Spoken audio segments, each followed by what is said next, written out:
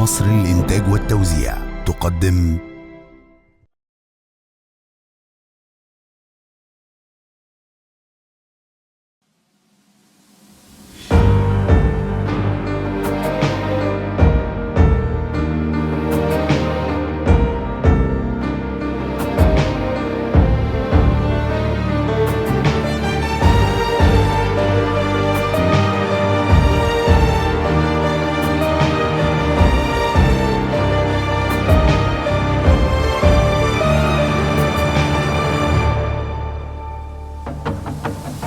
الجعان ما يشبعوش فدان فلوس، حتى لو طلع له مارد من الفانوس. عبد عند القرش وعادي ما بينكرش، من جوه دب سعران ومن برا طاووس. ياللي حاسب حسبتك أرقام، بعت نفسك والجنيه على كام، قبل ما تكر عالبشر وتدوس. الجعان ما يشبعوش فدان فلوس.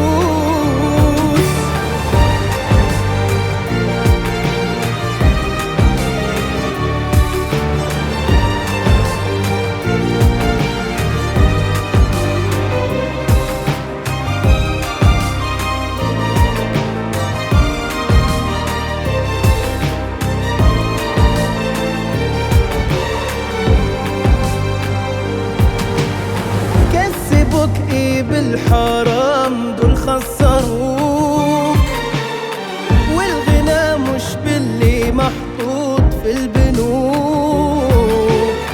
دي الفلوس يا طرشي قلنا ما بتسترش، والحياة قدامنا مليانة بدروس.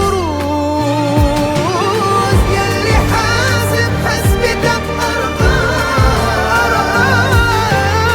بعت نفسك والجنيه على كام، قبل ما تكور عالبشر وتدوس.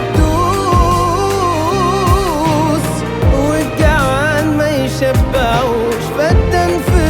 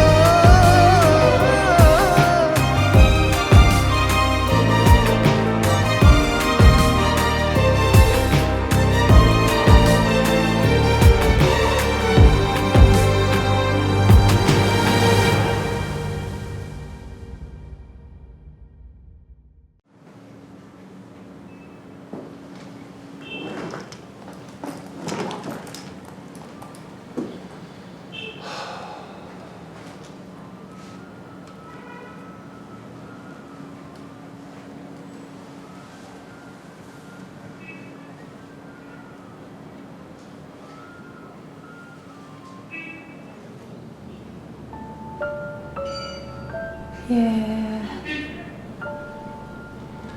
نورتي بيتك يا ست الكل. ده البيت نضيف زي الفل يا خالد. وانا اللي كان فكري جاي من بيت امي هشيل وهحط. انا كنت متاكد انك هتعقلي في يوم من الايام وترجعي بيتك يا منيره، وانا ما يرضينيش انك ترجعي على مكان عفش. بيتك زي ما سبتيه تمام. تصدق عندك حق يا خالد، مفيش حاجه فيه اتغيرت، كاني سايبه امبارح. انا عايزك بقى تحسي الاحساس ده على طول، وعايزك ترمي كل سنين الهجر من ورا ظهرك. من الليله دي راحه وانبساط وبس. الله يا منيرة، في ايه مالك؟ صعبان عليا امي قوي، هبيت فيها كده. انا اول مره صوتي يعلى عليها دي ماما. يا ستي يومين وهتروق. وبعدين في ام في الدنيا هتكره ان بنتها تبقى قاعده في بيت جوزها معززه مكرمه. طب افرض بقى حد فينا مات النهارده، نموت كده واحنا زعلانين من بعض؟ لا لا لا لا لا، ايه يا منيره اللي يجيب سيره الموت في ليله فل زي دي؟ معقوله برضه؟ ايه دي بقى ورواقي وعيشي اللحظه.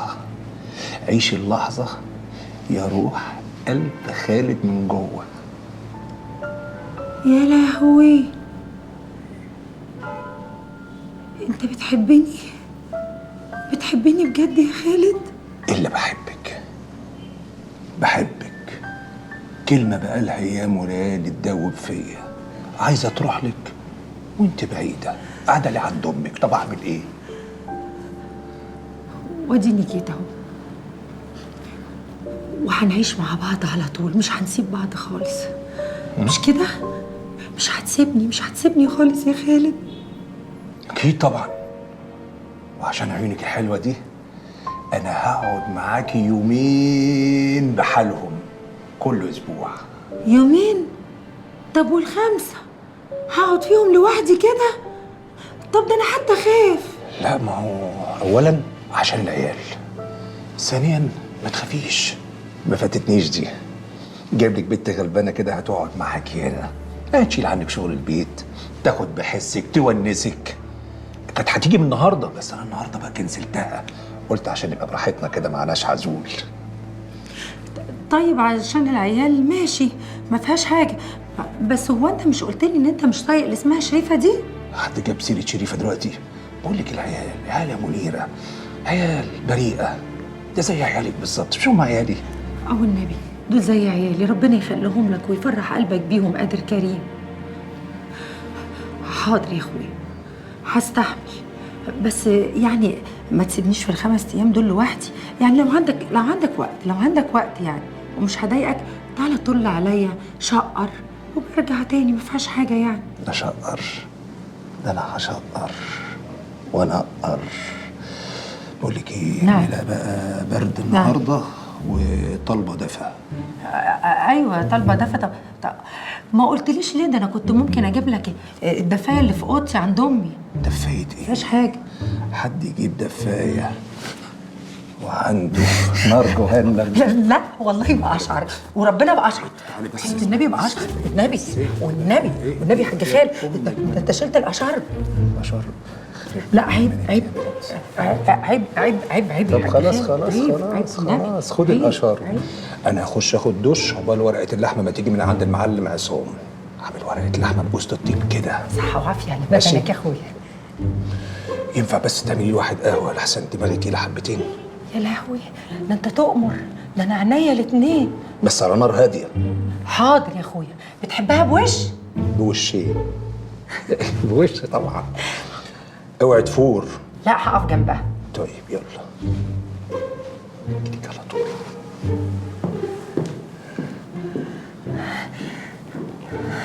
عدي اليوم ده على خير يا رب. كأني أول مرة أشوفه. هعمل القهوة. يعني إيه تبات بره؟ انا رحت بورسعيد عشان في مشكله في الجمارك، كان لازم اروح عشان احلها. بعدها بشويه الجو قلب وراح جايين قافلين الطريق. يعني إيه قفلوا الطريق؟ يعني لا حد هيروح ولا هيجي من بورسعيد؟ وانا هعمل ايه بس يا حبيبتي؟ هو انا اللي قفلته؟ انا هنام في اي ركان ده لحد الصبح، وبكره الصبح ان شاء الله تتحل. ماشي. هقول لك إيه يعني؟ تيجي بالسلامة. الله يسلمك يا حبيبتي. بالسلامه بالسلامه. القهوه يا منيره.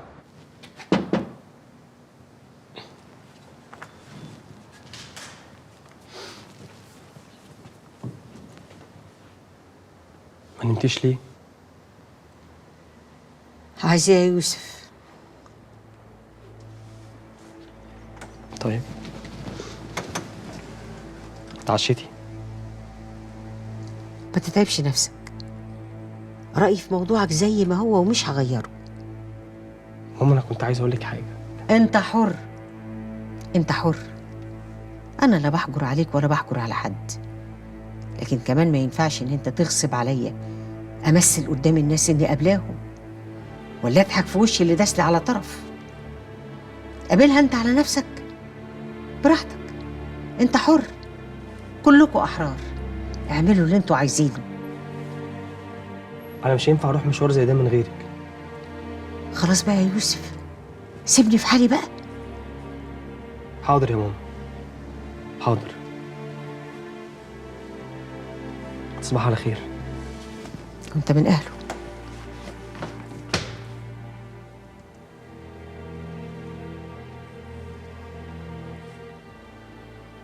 لو بس يعرفوا مصلحتهم.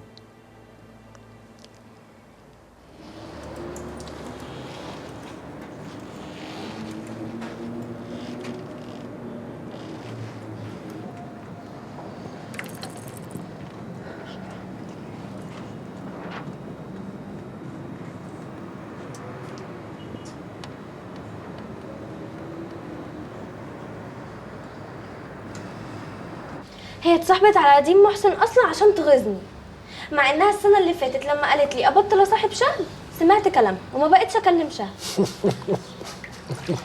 البنات دول بالنسبه لك زباله. عارفه انا من السنه الجايه هدخلك احسن مدرسه انترناشونال في مصر عشان تعرفي البنات المحترمه اللي زيك. مش يمكن يا حبيبتي تكون هي مش قصدك ده؟ لا يا ابو هي تقصد. يا حبيبتي طيب بالراحه، خلاص حتى لو هي تقصد تبقى بنت تافهه، ما تستاهلش ان انت تعصبي نفسك كده وتزعلي. لا بس هي برضو تقصد. طيب يا حبيبتي بس ما تزعليش. الو، لحظه واحده.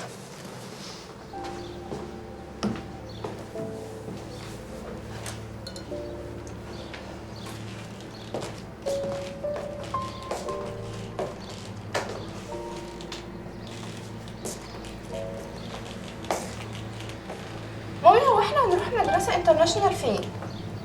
هنروح يا حبيبتي ان شاء الله. ممكن نروح المدرسة اللي راحتها ياسمين السنة اللي فاتت، ده قالت لي على الفيسبوك ان فيها بسين. ليه لا؟ يا حبيبتي. طب ليه نستنى للسنة الجاية؟ احنا ممكن ندخلها السنة دي. انتوا ما بتاكلوش ليه؟ انا مش قلت مفيش كلام على الاكل؟ كله من غير كلام، كله يا حبايبي. انا لازم انزل بقى. بابا ما هو يا حبيبتي احنا يوم الجمعه مش اتفقنا ان انا هدخلكوا سينما وهناكل بره؟ وهناكل بره سوا. باي. كمال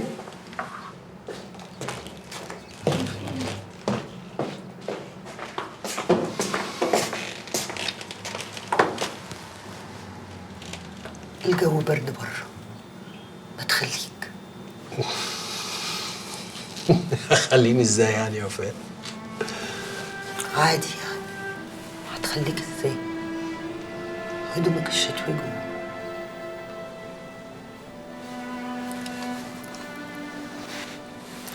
ماليش مزاج.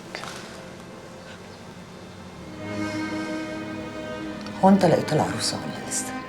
وانت مالك يا وفاء؟ انت مالك؟ هي اللي كنت بتكلمها على التليفون دلوقتي مش كده؟ وفاء هو انت اللي زقيتي البنات عشان يشبطوا فيا؟ والله العظيم ابدا. والله العظيم ابدا. انا عمري يطلع مفيش فايده ابدا فيك يا وفاء. انا عايزك بس تفتكر الاتفاق اللي بيني وبينك. انا كتبت لك شقق الشروق باسمك وهكمل لك بقيه الفلوس اللي اتفقنا عليها، بس ده كان مقابل ايه؟ انك تسيبيني في حالي بقى يا وفاء، صح؟ يعني انت عايز تتجوز وتمشي الموضوع من غير ما انا اشوفها ولا اعرفها؟ عايز تلعبها زي خالد ومنيره؟ لا لا لا لا، مش زي خالد ومنيره. خالد ما دفعش لمنيره الملايين اللي انت هتاخديها دي كلها، صح؟ خلاص بقى كفايه يا كمال، زل فيا اكتر من كده. ازل ايه؟ هي مش دي طلباتك؟ طلباتك. سلام.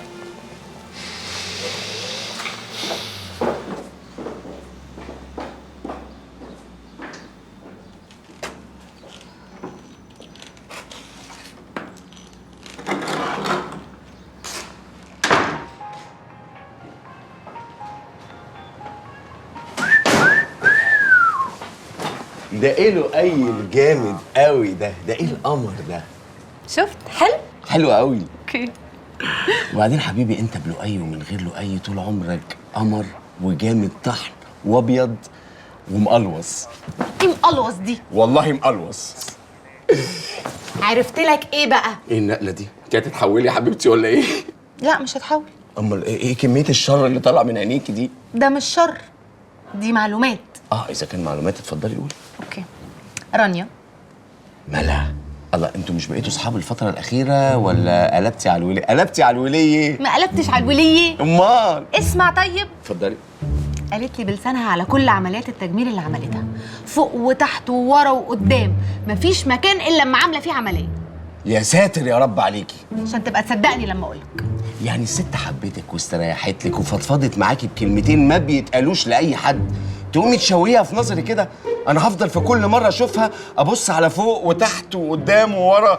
ليه كده؟ احسن عشان بتقولي المفروض اعمل زيها. فشر. ايوه، ده انا ما بمشيش خطوتين في الشارع غير لما بتعكس. امال؟ نعم يا اختي. ايوه بتتعكسي؟ طبعا. ومبسوطه قوي انك انت بتتعكسي حضرتك. مفيش ست ما بتتبسطش الا لما تتعكس. وبعدين انا مش اي ست، انا عارفه بيني وبين نفسي اني مش عامله اي حاجه زيها، كله طبيعي 100%. اشهد على ذلك. طب اقول لك يا جامد يا طبيعي يا اصل انت، قول.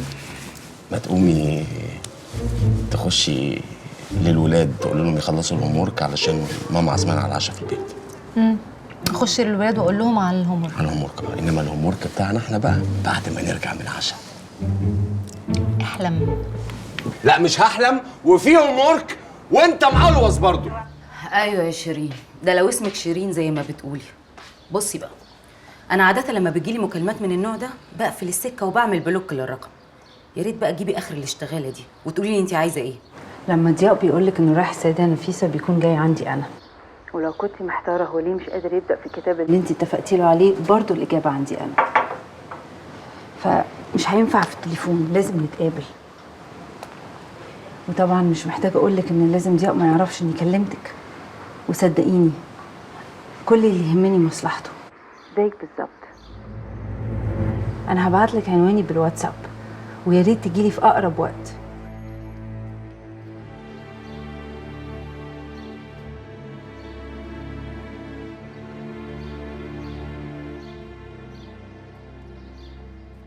يا ماما ربنا يخليكي ليا، والله العظيم ما ليا غيرك، يقطعني لو كنت زعلتك. طب تقفلي ليه؟ ما احنا بنتكلم اهو، بس بناخد وندي مع بعض. طب استني، انا عارفه ان انت بتحبي المسقعه، ايه رايك اعمل لك صينيه مسقعه وهوضب لك البيت وامشي على طول؟ برضه لا؟ تون عليكي برضه منيره؟ خلاص يا ماما خليكي براحتك، مع السلامه. مع السلامه. اخبار الحاجه ايه؟ بسم الله الرحمن الرحيم. متضايقه قوي وحاسه ان هي غضبانه عليا يا خالد. انا حاسه ان انا زعلتها قوي، انا كنت وحشه معاها قوي. انت بس وحيد الله وحيد الله. لا اله الا الله. يعني انت كنت دخلت في ضميرها، ما الست بتتكلم معاك يا زي الفل. انا عارفه امي يا خالد لو قالت لي يا حماره يا جاموسه يا طوره اهو العتب نص المحبه. يعني ما قلتلكيش يا حماره؟ لا. ولا جاموسه؟ لا. ابقى شايله منك. طيب انا حسيت بكده. تحبي ابعت لك سواق تروح تزوريها النهارده؟ يا ريت، بس انا كنت عايزه احس الاول ان هي صافيه من ناحيتي في التليفون، علشان لما اروح لها ما تغمش لما تبوس في وشي. ايوه. طيب شوفي هتعملي ايه وبلغيني، وربنا يحنن قلبها عليك يا رب. يا رب. خالد انا زعلانه انا وماما ومنكده، تقوم تسيبني وتنزل؟ انت عارفه يا حبيبتي الشغل هعمل ايه؟ عندي شغل متلتل. ربنا معاك، بس على فكره انا ما بلحقش خالص اشبع منك. ولا ده؟ بقول لك ايه، ما ينفعش تخلص شغلك طب وترجع تاني على البيت، رد على هنا. ابتدينا نحمر اهو. ليه؟ منيره انت ليكي يومين في الاسبوع، شكلك بترسمي على التالت صح؟ فيها ايه؟ خساره فيا؟ الطبع وحش. اسكتي، وصيت لك على علبه حلاوه تحفه. ايوه صدق كان نفسي فيها، بتحس بيا، انت فعلا بتحبني بجد يا خالد، ربنا يخليك ليا يا رب. طبعا بحبك، جبت لك فيها كل الاصناف اللي بتحبيها. صحيح؟ ما عدا البلبن. ليه ليه بس كده؟ ده انا بحبه قوي. ما انا عارف، بس حد يجيب ملبن وعنده مصنع لا اسمعني بس اسمعني بس لا ما ينفعش. اهو والله العظيم اسمعي بس. طب اسمعي عشان خاطري خالد والنبي بحق. اشوفك يوم التلاتة جميل. مع السلامه، خد بالك من نفسك. زايد في الحلاوه عن اهل حينا. يعني مباحث التموين ما عملتش مشكله امبارح عندكم في فرع التجمع؟ بتوع التموين كلهم حبايبنا. الله، ولا كان في مشكله مع جمارك بورسعيد الاسبوع اللي فات؟ هما الراجل ده بيبات فين؟ وعهد الله ما اعرف. وعهد الله برضو؟ يا ست شريفه، انا قعدتي هنا دلوقتي غلط. انا بتاعك بس الحاج خالد لو عرف ان عصفورتك ده ممكن يقتلني. طب كويس بقى انك فاكر انك الراجل بتاعي. عايزاك بقى تفتكر ان انا اللي شغلتك في الشركه دي، وانا اللي خليتك برضو الدراع اليمين لخالد. يعني بكلمه مني تبقى بره في الشارع.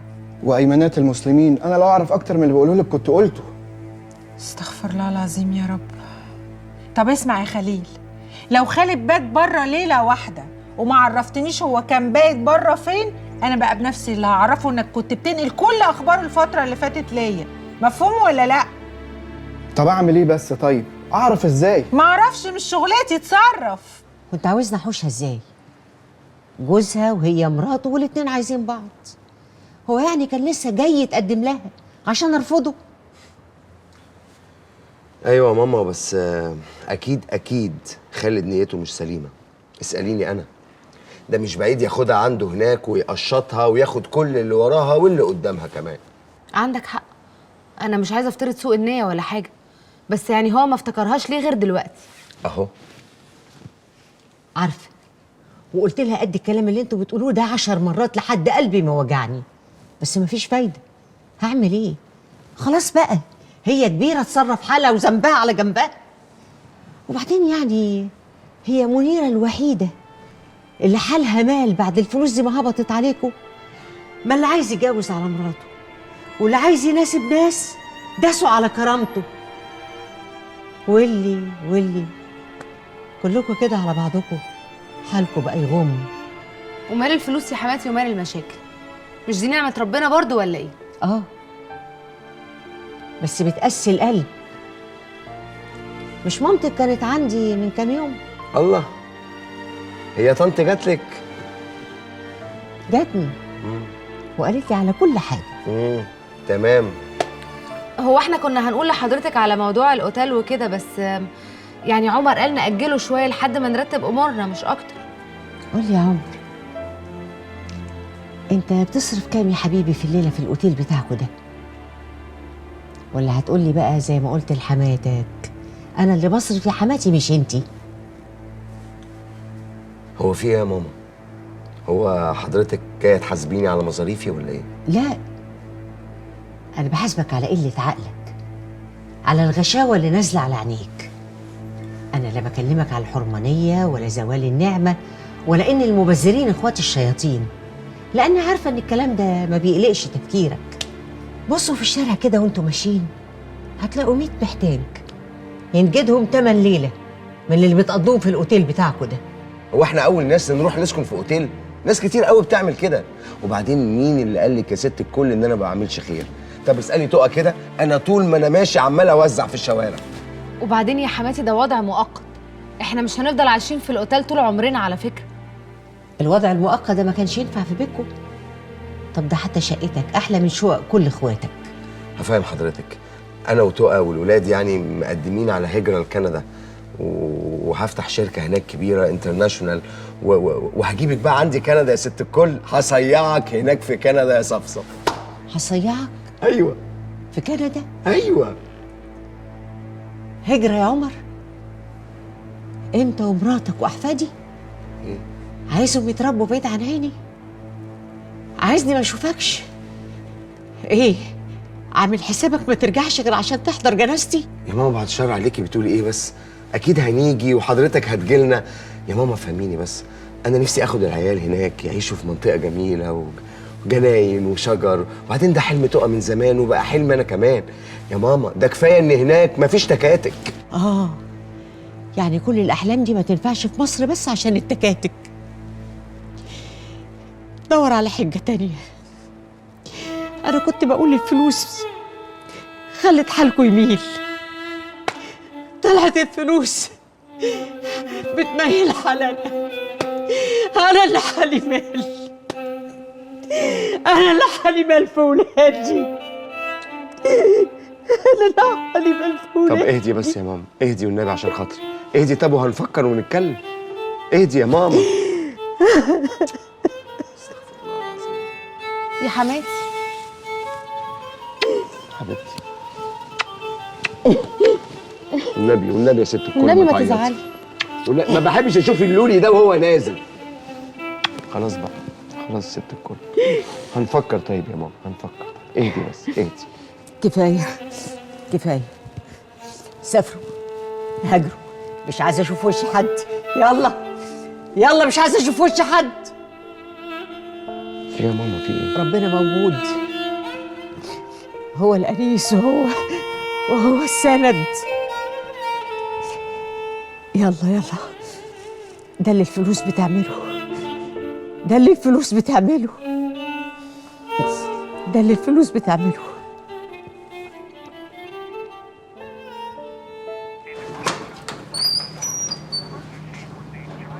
دكتورة حنان. Welcome, Madam Shireen, waiting for you.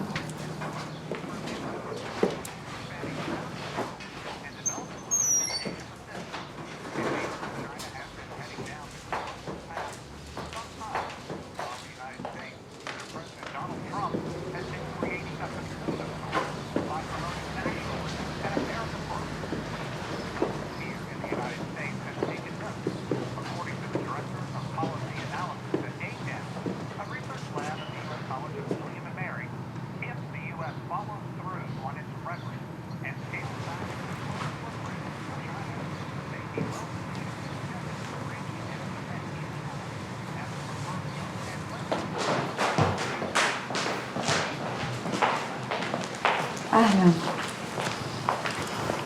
تشربي إيه؟ أنا مش جاية عشان أشرب. It's okay, Pauline. Thank you.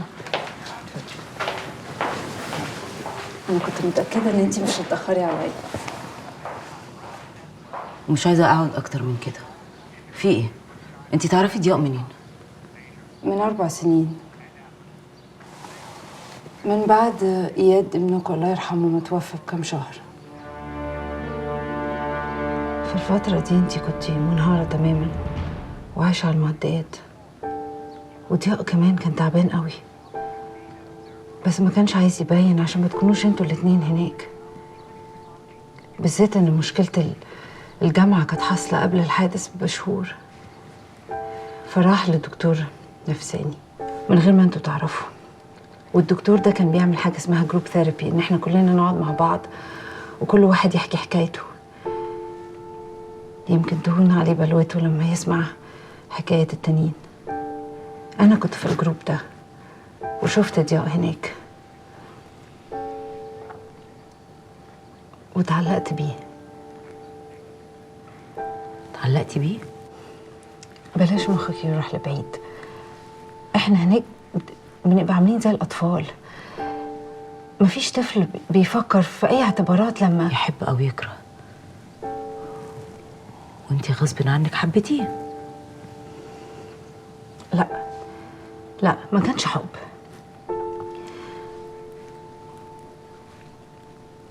أنا انجذبت له. يعني لما بتيجي بتحكي حكايتك وانتي قاعدة في الجروب ده بتلاقي شخص عينك بتروح له، بترتاحي له، بتبقي عايزة تحكي له حاجات مش عارفة تحكيها في القعدة دي، بالذات ان ضياء كانت مشكلته قريبة من مشكلتي.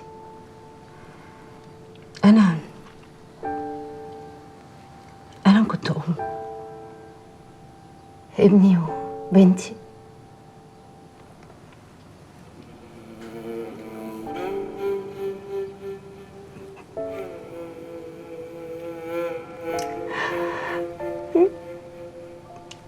وجوزي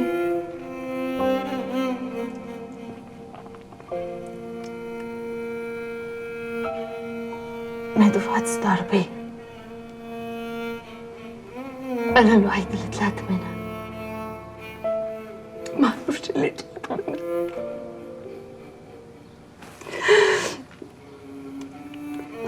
عارفة ازاي اليوم هيعدي.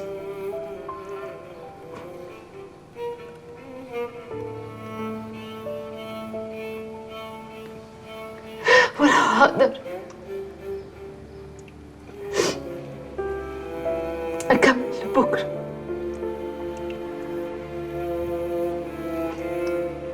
دي الحاجة اللي الجروب يعرفها، بس اللي ضياء يعرفها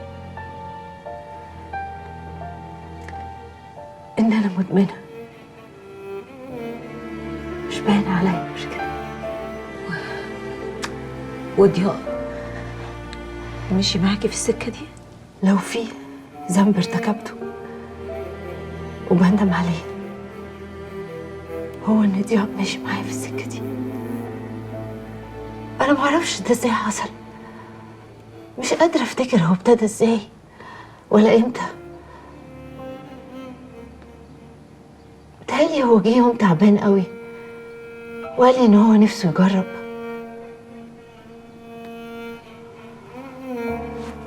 وأنا سبته يجرب.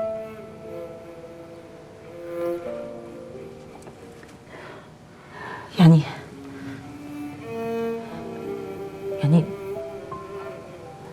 ضياء مدمن؟ مش في مرحلة متقدمة قوي، يعني دوز محسوب على فترات متباعدة. لما بيقولك إنه راح السيدة نفيسة هي دي بتبقى الدوز بتاعه. مكنتش عايزة أقولك ده، بس أنا متأكدة إني جاوبتك على أسئلة كتير كان نفسك تعرفيها في الفترة اللي فاتت. وضياء مرعوب من فكرة الخلفة لأنه شايف إنه هو بقى حيوان وما يستاهلش يكون أب. أنا آسفة، أنا عارفة، بس ما لقيتش حل تاني غير إني أقولك. آسفة آسفة.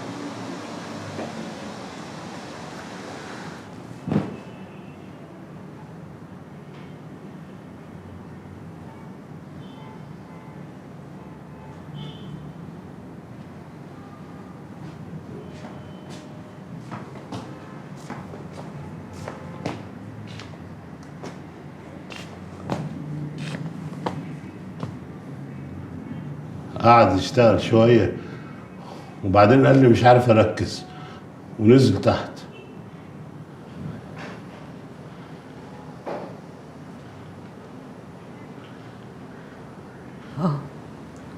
ما أنا أصلي شفته وأنا طالعة. ما تيجي نقول له إن أنت حامل، يمكن ده يفرحه ويلحلحه شوية. عندك حق فعلا، يمكن يلحلحوا شوية. مالك يا حنون؟ صوتك مش عاجبني.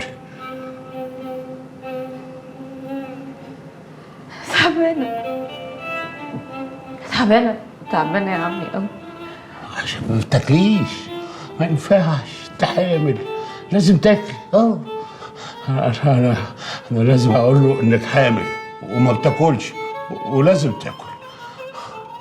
انا خلاص مش هقدر اكتم الفرحه في قلبي اكتر من كده يا ناس.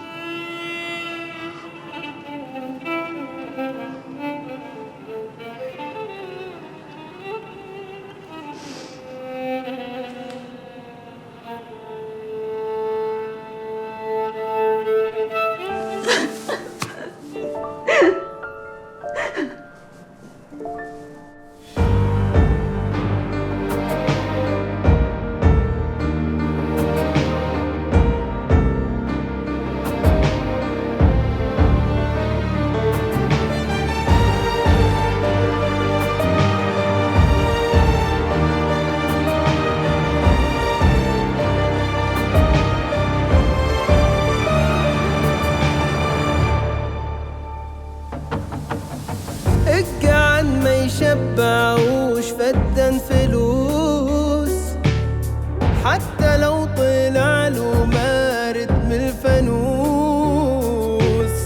عبد عند القرش وعادي ما بينكرش، من جوه دي بسعران ومن بره طاووس. ياللي حاسب حسبتك ارقام، بعت نفسك والجنيه على كام، قبل ما تكر على البشر وتدوس. الجعان ما يشبعوش فدان فلوس.